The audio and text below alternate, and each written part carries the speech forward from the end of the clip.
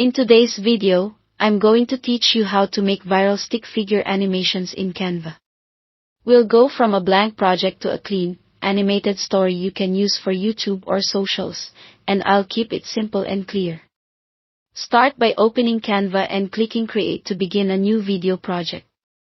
Choose a YouTube format so your canvas is 1920 by 1080, which is perfect for most platforms. For a clean, sketchbook look, add a simple background. Head to Elements and search for paper texture. Pick a subtle texture that doesn't distract from your characters, then scale it to cover the screen. Light, neutral tones work best because they make black stick figures pop. Now let's build your cast.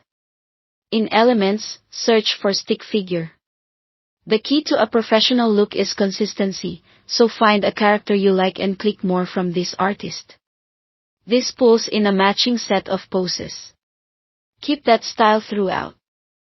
For your objects, choose outline props to match the line art feel, things like outline phones, signs, or arrows. Place them where each beat of your story will happen. Next, let's create your narration. Click Apps and choose AI voice. Paste your script, choose a voice you like, and generate your audio. Short, clear sentences work best for timing animations. When it's ready, drag the voiceover onto the timeline. Use the S key to split your timeline into scenes that match each sentence or idea. With the playhead over a segment, arrange your characters and props for that moment. Add on-screen text to support key lines, and pick a handwritten font so it feels sketch. Keep text high contrast and large enough to read quickly. To bring it to life, click on your elements and apply simple animations like drift, stomp, or wiggle.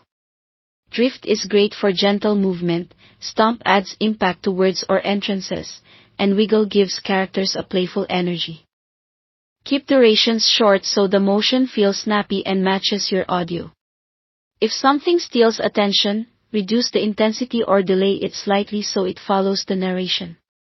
Repeat the same process for the next pages, split your audio with S, set the scene with characters and props, add handwritten text, and apply those basic animations.